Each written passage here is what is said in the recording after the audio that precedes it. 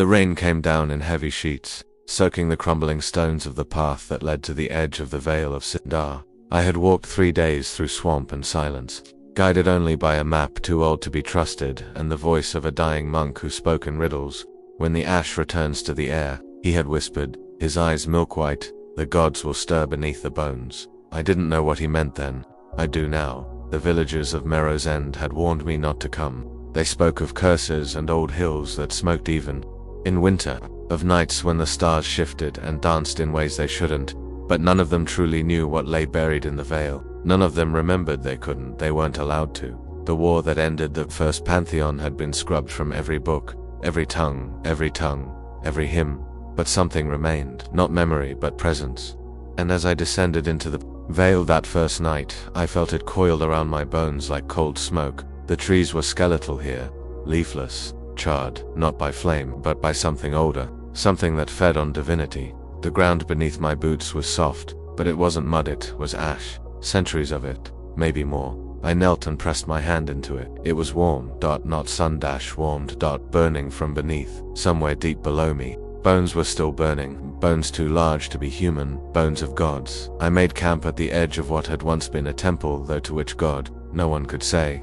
Its spires had long since crumbled into twisted roots and half-swallowed stone. Vines thick as serpents coiled through shattered archways, and the air smelled of wet soot and iron. There were no birds here, no wind, just the faint crackle beneath the soil, like something still smoldered far below. That night, the dreams began. I stood on a battlefield that stretched past the edges of sight. Mountains had been cleaved in half. The sky was red, not with sunset, but with blood and fire. Titans made of smoke and starlight roared above me, tearing into each other with blades forged from comet bone and prayers. One fell, crashing into a forest that withered in an instant. Another laughed as its form melted into 1,000 shrieking shadows, and then something turned to look at me, or what was left of one. Its face was a perfect mirror, and in it I saw not myself but fire consuming a city I had never seen, and children screaming names I couldn't understand. I woke with blood running from my nose and a single word carved into the ground beside my bedroll. Remember. I hadn't written it. There were no footprints, no signs of anyone. And yet the ash around the word was fresh, black and fine, as if stirred only moments ago. At dawn, I pressed deeper into the vale. Mist here was thick and greenish, clinging to the ruins like breath on glass. Occasionally, I'd see shapes moving in the fog tall, crooked things that didn't walk so much as glide between the trees. They never came close, but I knew they saw me. At midday, I stumbled upon a field unlike anything I had ever seen. Was vast and circular, ringed with obsidian obelisks, etched in a language that pulsed when I looked at it. The ground was scorched into a spiral pattern that stretched for hundreds of feet, and at its center stood a single monolith, its top cracked and bleeding red sap. I stepped closer. That's when I saw them, bones, not scattered, not buried but arranged. Thousands of them, some larger than ships, some small and curved like horns. A massive skeleton lay curled around the monolith, ribs jutting into the air like cathedral arches. Its skull cracked open as if split by something descending from above. I felt something shift beneath my feet. The ash stirred, warmth pulsed upward, and then I heard it faint and dry, like wind through a graveyard, he remembers. I turned. No one was there, and yet the bones, they were beginning to glow. I didn't run, I should have. Any sane person would have fled the field of bones, would have turned back when the dead began to whisper, but I had already passed not marked by stone or signs, but by something older, stitched into the marrow of the vale itself. And I was no longer alone. All around me, the air vibrated with a silent hum. The bones did not move, but they breathed. Not literally, but they radiated memory. I could feel it in my teeth, in the pressure behind my eyes, as though the very concept of forgetting was being peeled away. The monolith at the center of the field pulsed like a heart. The red sap that oozed from its crack was not sticky, it was hot, metallic, and shimmered with tiny golden motes that drifted upward like fireflies. I dipped a finger in it before I could think not to.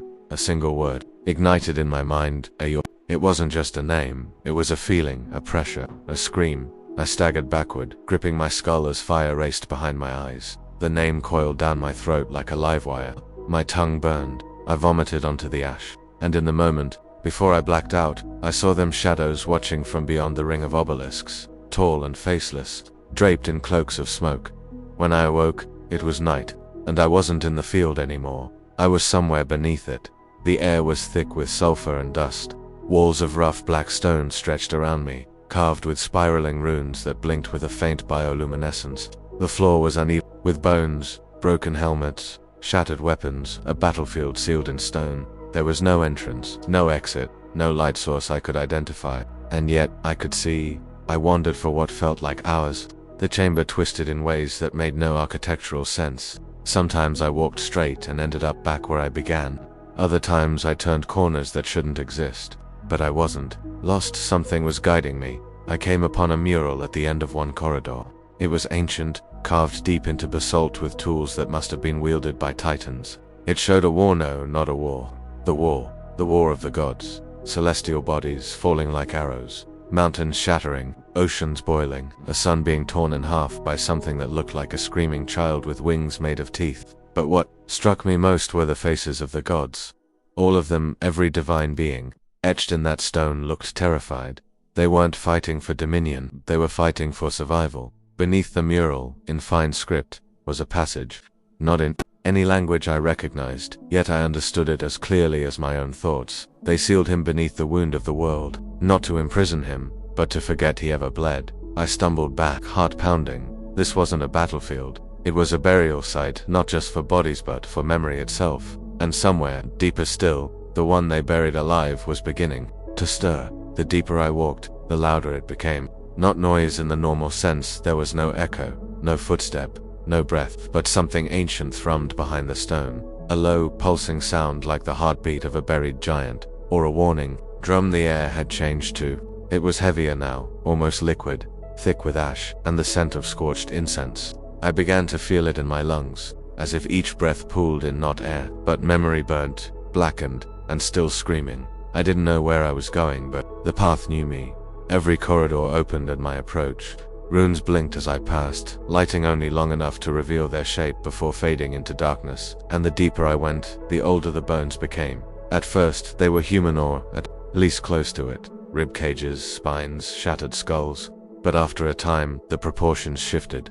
Femurs the size of tree trunks, mandibles filled with rows of triangular teeth, wings of bone fused with armor I couldn't comprehend, etched with constellations that no longer exist in the night sky. These weren't remnants of soldiers, they were remnants of gods. I found a chamber filled with them, thousands, maybe more, suspended in time, their bones arranged in poses of agony and defeat. Some looked as though they had been ripped in half by things not visible.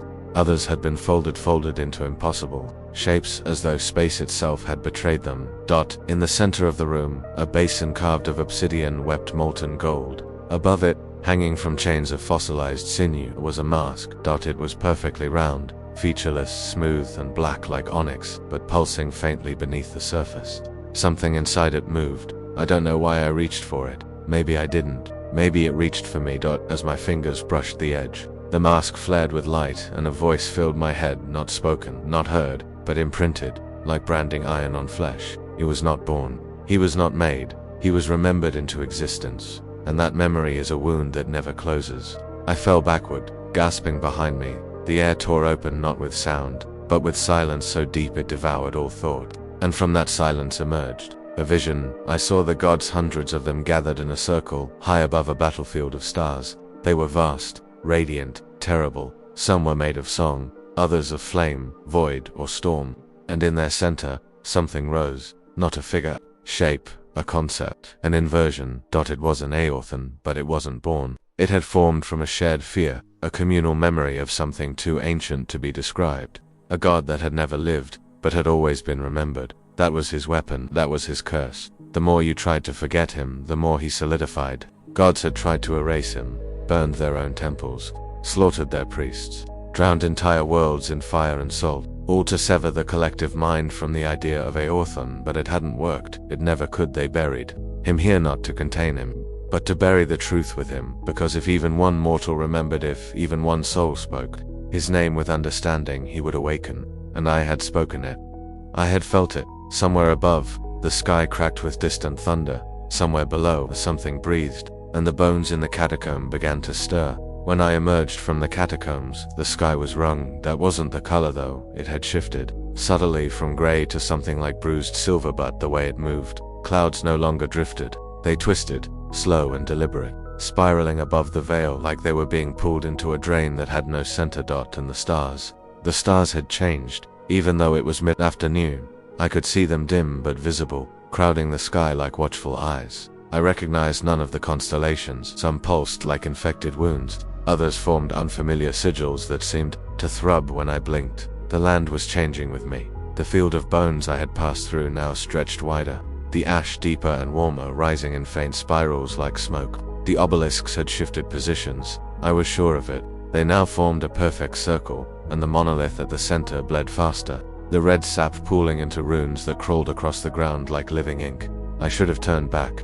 I told myself that 100 times, but something had taken root inside me, a thread of memory, not mine, tightening with every step. I saw visions when I closed my eyes, cities built in orbit around black stars, priests chanting in forgotten tongues while their shadows moved without them, armies of bronze-faced warriors breaking upon a wall of nothingness, and always, the masked up black, silent, waiting. I descended from the veil and returned to the village of Merrow's End. I had hoped to find safety, answers, humanity. Instead, I found silence. The streets were empty, lanterns still burned, doors hung open, meals rotted on tables, but not a soul remained, except one. An old woman sat in the center of the square, rocking in a broken chair, her eyes white and streaming with blood.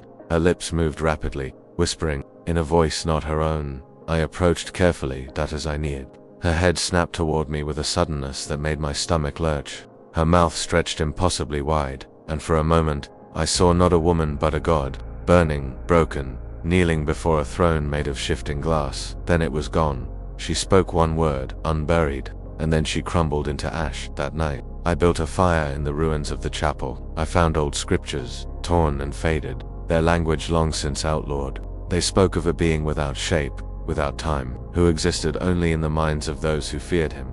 They called him the unspoken king, the lord of remembering, the one who burns in thought, Aothan, a god who feeds not on worship, but on recollection. That was why the world forgot. That was why the gods killed their prophets and drowned their histories. Not out of shame, but out of self-preservation. I was the fracture, the rupture in the dam of forgetfulness. And now the flood was coming. I watched the stars that night. They blinked not like stars, like eyes, and far in the distance, I heard a new sound rise over the hills, not the wind, not animals, chanting. The world was starting to remember, and Ayo was beginning to wake. I left Merrow's End before dawn. The chanting had grown louder. It came not from one direction, but many, rolling across the hills like the echo of something ancient forcing its way back into the world. I saw fires in the distance, not torches, pyres, rituals. The people who had once feared the forgotten god were now remembering him with reverence, and some never stopped. I found the first of them in the forest 2 days later. He stood naked beneath a tree made of bone and root, his body covered in spirals of ash and blood. His mouth was sewn shut with black thread, but his eyes blazed with a gold that did not belong to this world. He didn't move as I approached. He didn't need to. At his feet was a scroll, wrapped in flayed skin, sealed with wax that wept when I touched it. I opened it only because some part of me already knew what it would say. There were no words, only a map. Not of land, of memory. The scroll depicted veins, paths that twisted across the world like arteries, each one pulsing faintly in red ink. Where the lines met, they formed node sites where something had once happened, where something had been forgotten, places of erasure, and one node pulsed brighter than the rest. A place marked only with a symbol, a spiral within a crown of fire. Didn't know its name, but I knew where it was, the wound, the exact center of the war of the gods. I set off that same night. As I traveled, I saw the signs of remembering spreading. In cities, people painted strange symbols on walls, in alleys, on doorways. Some woke, screaming from dreams of a black ocean with a throne rising from its depths. Others began speaking in dead languages, carving runes into their flesh with glass or stone. One town had burned its library, not in fear but as an offering. In another, every mirror had been shattered and the shards arranged into a great sigil across the marketplace. I didn't stay long enough to understand what it meant, but when I passed the edge of the town, a child followed me for hours, whispering a single phrase over and over in a language no living tongue should know. He watches through the cracks. In thought, he walks in the footprints of forgotten things. By the time I reached the foothills surrounding the wound, the sky no longer resembled anything human. The stars were gone, replaced by symbols that hovered, flickering like dying flame. The moon wept black light, and in the air just barely you could hear it, breathing. The world itself was starting to inhale, drawing in memory, drawing in fear. The cult of the last thought had arrived. They weren't new, they weren't formed. In response to Eorthan's return, they had been waiting, generation after generation, keeping their minds sharpened, waiting for the moment the rest of the world would finally crack open and remember. I found them in a ruin that once was a cathedral though, to whom none of them would say. They wore nothing but ash, and their skin was marked with burns, shaped like spirals. One of them approached me and whispered, "We do not worship him, we remember him, and in doing so, we build him again." I asked what he was. The cultist smiled, and pulled down a cloth from the altar behind him. There was no idol, no statue, only a mirror. "He is what lies behind the image," the cultist said. "The god born from the echo of an idea, the fire that burns in memory's marrow, the flame we cannot smother, only starve. But you, traveler, you fed it, and in the mirror I saw myself, but older, changed. My skin was grey, my mouth stitched shut, my eyes full of stars, and something behind me moved. Not a shadow at presence, Eorthan no longer slumbered. He stood just out of sight, his shape flickering at the edge of thought. He had remembered himself through me. The sky peeled. That's the only word I can find for it. The morning after I left the cathedral of the cult, the horizon split like old bark, revealing something beneath a second sky, darker, pulsing faintly like a womb lit from within. The clouds above it shimmered with veins of light that moved against the wind, and the stars, those that hadn't already vanished, were now moving, slowly, rearranging into spirals and glyphs older than light itself. The world was bleeding into something else, a remembered world. I thought it would be sudden, some apocalypse that cracked the earth and set the oceans to boil, but it was worse than that. Slower, like a tooth loosening, like rot behind a smile. As I descended into the valley known only as the Wound, I saw what they had buried, not just Eorthan, not just the war. They had buried themselves. I found the remains of a divine citadel, towering bones shaped like cathedrals, shields large enough to dam rivers, a broken throne carved from the fossilized heart of a dying star, and scattered among the ruins, idols with their faces smashed in as if the gods had tried to erase even their own reflections. That's when I found the last living fragment of one of them. She was no longer whole, less a goddess than a concept, her body made of glass and golden smoke, her voice fractured across multiple dimensions. I could not look directly at her without bleeding from my eyes, but she allowed me to hear. She called herself Valeth. Once goddess of memory's end, she had remained behind when the others fled, the only one willing to witness. "You shouldn't have come," she said, her voice a chorus of morning bells. "We gave everything to forget. We killed ourselves to contain the thought." She showed me what happened, not a vision, a memory, raw and searing, forced into my skull like a brand. I saw the war of the gods not as history, but as a disease. Eorthan had not fought them. He had infected them. One by one, their minds began to crack, their temples burned from within, their prayers turned inward until they no longer knew whether they worshipped themselves or him. He didn't kill them, he became them. Those who resisted faded, those who submitted burned, and the rest. They erased their own names, slaughtered their followers, cast down their domains, until only Valeth remained, wandering the broken world as the last light of divinity. But now that I had remembered, "He's feeding again," she whispered. "He is made of memory, and your kind cannot help but remember." I asked her if he could be stopped. She laughed, a horrible sound, like wind through a graveyard of bells. "You cannot stop a thought once it's been spoken. You can only try to forget it, but you spoke it, didn't you? You felt his name. You dreamed the spiral. You are his now. A temple with legs." And with that, she shattered, her body fragmenting into golden mist that screamed as it vanished. I was alone again, but not for long. As I walked deeper into the Wound, I saw others, pilgrims, madmen, cultists, people drawn by the same pull. Some walked backward, some chanted without tongues. One man had no eyes but wept blood shaped like runes. Another had carved a spiral into his chest so deep I could see the beat of his heart through it. We did not speak, we could not, because now language itself was infected. Eorthan was rewriting meaning. Words buckled under their own weight. I saw a tree whisper to a stone, and the stone understood. I saw fire freeze in place, hovering in the air like memory refusing to fade. The world was becoming what it used to be, or what it had always tried to forget. And in the center of it all, I saw the tower. Not built. Grown. A black spiral of bone and starlight, rising from the center of the wound, bleeding smoke that fell upward into the sky. At its peak, I saw something waiting. Not a figure, a hole, a mouth, a memory so strong it had become a god again, and it was calling me by name. The tower rose in silence. No wind howled around it. No birds circled its spire. The closer I drew to it, the more the world around me slowed, as if time itself hesitated to enter its shadow. It wasn't built from stone, not really. Its walls were made of memory, literal memory, flesh, bone, ash, and thought twisted into spiraling architecture. A ribcage of gods, a staircase carved into the spine of a titan. The bricks were skulls, not carved but formed, grown around layers of forgotten history like coral around sunken bones. And at the base of the tower, a gate.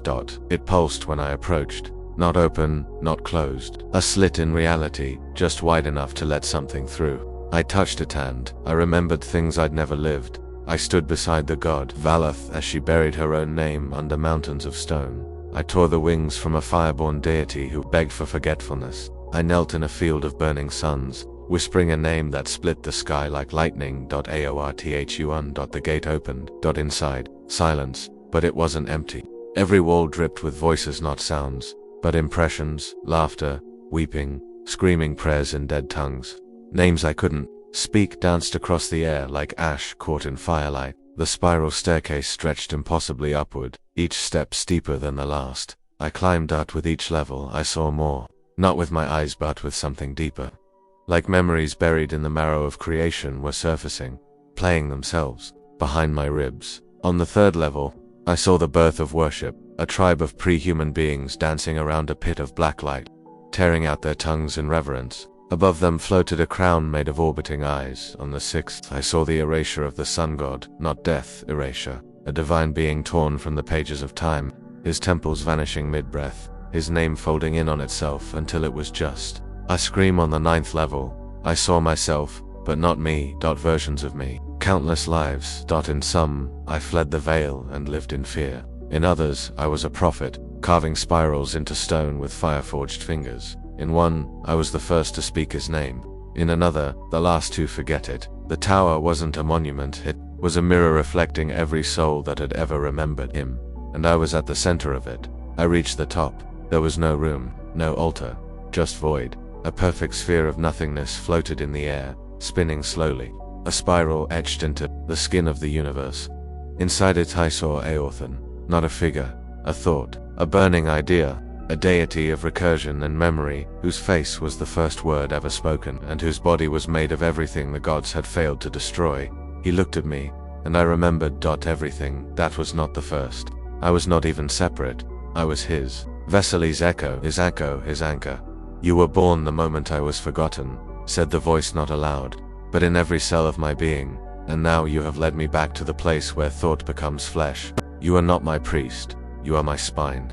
And the tower shuddered. Not with collapse but with rebirth. Around me the bones glowed, the walls split open, and through the seams of reality, I saw the world unraveling, cities crumbling, oceans folding upward into the sky, languages melting mid-sentence, people convulsing as new thoughts forced their way into the folds of their minds. The tower was becoming him, and I could not stop it. I didn't want to, because somewhere inside me, beneath all the fear, all the pain, was relief. The forgetting was over, the god was whole, and his name was spreading again like wildfire through a dry mind. The moment the tower screamed, the world stopped pretending. Mountains folded inward like paper, rivers ran backward carrying whispers instead of water, languages unraveled mid-sentence, spoken thoughts dissolving into raw sound, and then into silence so thick it crushed the chest. I stood at the summit of the tower, gazing across a world that was no longer the one I had known. The lines between dream, memory, and flesh had fully eroded. Reality bled in spirals. Above me, the sky cracked not like thunder, but like a mirror under stress. Light seeped through the fractures, not golden or white, but conceptual, a color that pulsed with meaning rather than hue. The stars were now pupils unblinking, focused entirely on the tower, On me, on him. I tried to speak, but my mouth moved in symbols. Words no longer obeyed logic. When I thought sky, my vision filled with shrieking feathers. When I whispered home, I tasted blood and copper and the scent of rain on marble. This was not madness, it was unforgetting. Had not merely awakened. He had rewritten the rule of remembrance. Every forgotten word, every ancient scream, every myth buried under sand and ash was clawing its way back into the world. They flooded the cracks in thought like fire in dry leaves. Cities burned not from flame, but from idea. In the capital of Erytheus, statues screamed as they melted, their stone mouths reciting names never spoken aloud. Entire streets folded into glyphs. The dead rose not as corpses, but as echoes, walking hallucinations of lives once lived, now repeated endlessly. In the seas, islands, surface not geological, but remembered into existence by desperate minds reaching for safety. On one of them stood a cathedral of bone no one had ever built, and yet it had always been there. Time reversed itself in places. In others, it collapsed altogether. The spiral was spreading, and I could feel myself unraveling, not dying, becoming. I no longer had a name. It had been consumed, replaced with a function. He who held the thought, Aorthon, spoke to me now, constantly, not in commands, but in reminders, visions of what had come before, of the gods that tried to hide him, of the pact that sealed the minds of mortals with chains of ignorance. The pantheon had sacrificed memory itself to banish him from the realm of belief. They had failed because someone always remembers, and all it takes is one. Now, as I stood on the edge of the tower, the world twisting below me like a body seizing in the throes of rebirth, I saw the last piece of the pattern unfold.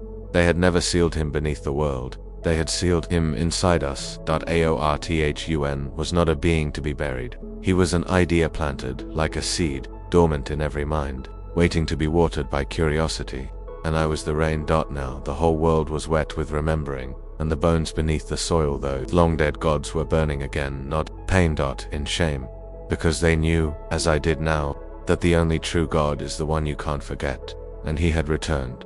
The world had become a canvas of memory and flame. The skies churned with living constellations, their eyes fixed on the tower now, fully alive, pulsing with the heartbeats of forgotten gods and whispered names. The spiral of bone and starlight stretched into infinity, a monument to remembrance and oblivion intertwined. I stood at its apex, no longer a man but a vessel, a shrine carved of flesh and thought. Aorthon was reborn, not in flesh, but in every thought that dared to remember him.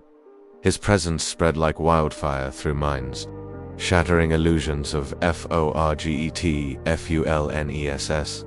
Below, the bones of the ancient gods ignited, blazing with the sorrowful fire reminders of a past they tried desperately to erase but could never extinguish. The world was burning with memory. And it was beautiful, terrifying. I was both prisoner and priest to this new reality. Aorthon spoke, through me, no longer a whisper, but a roar that echoed in every soul willing to listen. Forget no more. Remember all. For in memory lies the truth and the power to remake the world. As the tower's light swallowed the horizon, I knew the old world had ended. A new era dawned, one where gods were born from thought, and bones still burned to remind us of the war we never remembered. If you enjoyed this dark journey into forgotten gods and burning bones, please leave a like and subscribe to the channel for more chilling tales from the shadows of mythology. Your support keeps the stories alive, and every click helps us uncover the mysteries lurking beneath the veil. Thank you for remembering with me. Until next time, keep your eyes open and beware what you might recall in the silence.